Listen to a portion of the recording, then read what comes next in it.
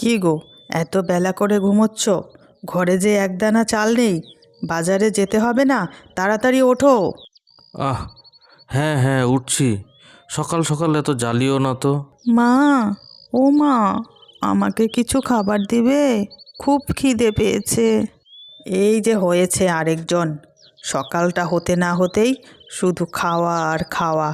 এই, যা তো এখান থেকে, পুকুর পাড় থেকে আগে সব কাপড়গুলো ধুয়ে নিয়ে আয়। কিন্তু মা, আমার যে খুব খিদে পেয়েছে, দাও না কিছু খেতে। কাপড়গুলো ধুয়ে না আনলে সারাদিন কিন্তু খাওয়া পাবি না। ঠিক আছে মা, যাচ্ছি। বউ, তুমি কি মা মরা মেয়েটার সঙ্গে একটু ভালো ব্যবহার করতে পারো না?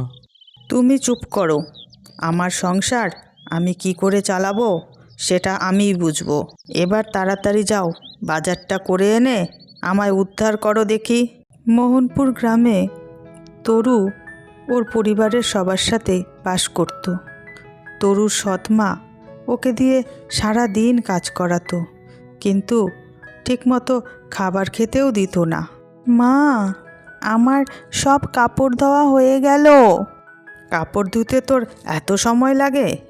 পুকুর পাড়ে গিয়ে কি ঘুমাস? সারাদিন কি ওই শুধু কাপড় ধুলেই চলবে? বাড়িতে কি আর কোনো কাজ নেই? রান্নাটাও কি এবার আমাকেই করতে হবে? না মা, আমিই রান্না করব। আগে কিছু খেয়ে নেই, খুব খিদে পেয়েছে মা। উফ, সারা দিন শুধু খাই খাই, রান্না না করলে খাওয়া পাবি না। যা, রান্না বসা তাড়াতাড়ি। মা, দিদির অনেক খিদে পেয়েছে, দিদিকে অল্প খেতে দাও না। তুই একদম চুপ করে থাকবি, না হলে কিন্তু তুইও খাওয়া পাবি না, মনে রাখিস। থাক ভাই, আমার বেশি খিদে পায়নি, তুই মন খারাপ করিস না ভাই। এই কথা বলে তরু রান্না করতে চলে যায়। কি রে বাবা, তুই কি করছিস? এই তো মা, আমি আমি বই পড়তি। নে বাবা, এই খাবারটা তাড়াতাড়ি খেয়ে নে। কিন্তু মা, তুমি যে দিদিকে পড়লে কোনো খাবার নেই। তাতে কি হয়েছে? তুই তো আমার ছেলে, ও তো সৎ মেয়ে। আমি তোর জন্য খাবার উঠিয়ে রেখেছি, নে তাড়াতাড়ি করে খেয়ে নে। দিদি, তোর তো খিদা পেয়েছে, তোর এগুলো দুটোতে ভাগ করে খাই। না ভাই, আমি খাবো না, তুই খা। মা দেখলে আবার বকবে তোকে। মা দেখবে না, তোর দুজনে খাই। তোর এত বড় সাহস হয়ে গিয়েছে, তুই আমার ছেলের খাবার খাচ্ছিস? আজ কিন্তু তোর সারা দিন খাওয়া নেই। মাঝে কেন আমার সঙ্গে এমন করে বুঝতে পারি না। মাকে কি আমি কখনো খুশি করতে পারবো না? মা কি আমায় কখনো ভালোবাসবে না? আহ আহ জল, আমাকে কেউ একটু জল খাওয়াতে পারবে? জল। কে আপনি? কি হয়েছে আপনার? কে কে তুমি? আমাকে এটাতে অল্প জল এনে দেবে? গলাটা শুকিয়ে গেল। হ্যাঁ, আপনি এখানে বসুন, আমি এক্ষুনি আপনাকে জল এনে দিচ্ছি। এটা নিয়ে যাও, এটাতে করে জল এনো। তরু বৃদ্ধ মহিলাকে বসিয়ে জল আনতে চলে যায়। এই নিন, জল এনেছি, জলটা খেয়ে নিন। আমাকে জলটা এনে দিয়ে তুমি আমার খুব উপকার করলে দিদি ভাই। আপনি কে? আপনি কি অসুস্থ? আমি ভিখারি, রাস্তায় ভিক্ষে করি দিদি ভাই। আজ সারাদিন কিছু খেতে পারিনি, তাই শরীরটা দুর্বল হয়ে গিয়েছে। যদি আমার মা বেঁচে থাকতো তাহলে আমি আপনাকে খাবার এনে দিতাম। আজ তো আমি নিজেই সারাদিন খেতে পারিনি। তাতে কি হয়েছে দিদি ভাই, তুমি তো আমাকে জল এনে দিয়েছো।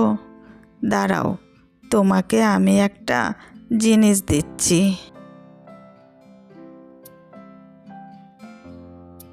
দিদি ভাই, এই চারা গাছটা নিয়ে যাও। এটা তো একটা কুমড়ো গাছের চারা। হ্যাঁ, কুমড়ো গাছের চারা। এটা নিয়ে তোমার বাড়িতে লাগিয়ে দিও, কেমন? ঠিক আছে, তাহলে এবার আমি আসছি। তারপর তরু বাড়ি এসে সেই গাছের চারাটা মাটিতে লাগিয়ে দেয়।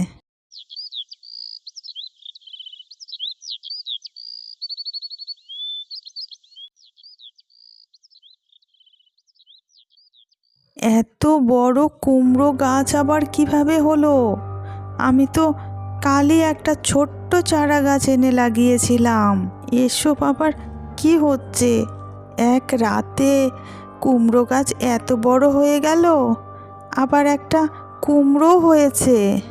মা, বাবা, তাড়াতাড়ি বাইরে এসো, দেখো কি হয়েছে। কি গো, শুনতে পাচ্ছ? তরু এত জোরে জোরে বাইরে ডাকছে কেন?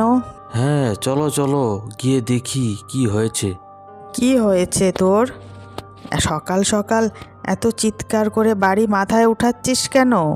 মা, বাবা, এদিকে এসো, দেখো এই গাছটা। এই কুমড়ো গাছটা এখানে আবার কোথা থেকে এলো? বাবা, কাল বিকালে আমি একটা চারা গাছ এনে এখানে লাগিয়েছিলাম, আজ এত বড় গাছ হয়ে গেল কিভাবে? মারে, এই গাছটাতে তো একটা দেখি কুমড়ো হয়েছে। কুমড়োটা তো আবার দেখি সোনার। কোথায় পেয়েছিস রে মা এই গাছ? আমি দিয়েছিলাম ওকে এই গাছটা। তুমি তুমি কে? তুমি কি পড়ি? হ্যাঁ, আমি পড়ি। কিন্তু আমাকে তো এক বৃদ্ধ মহিলা দিয়েছিল এই চারা গাছটি। হ্যাঁ, আমিই ছিলাম সেই বৃদ্ধ মহিলা। তরু খুবই ভালো মেয়ে, ও সবাইকে সাহায্য করে।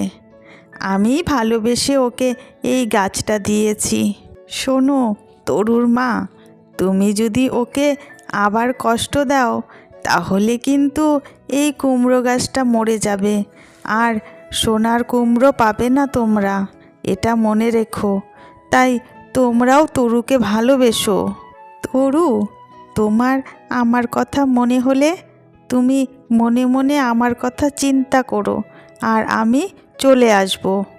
আমি তাহলে এখন আসছি। তবে তোমরা গাছ আর তরু দুজনকেই যত্ন করে রেখো।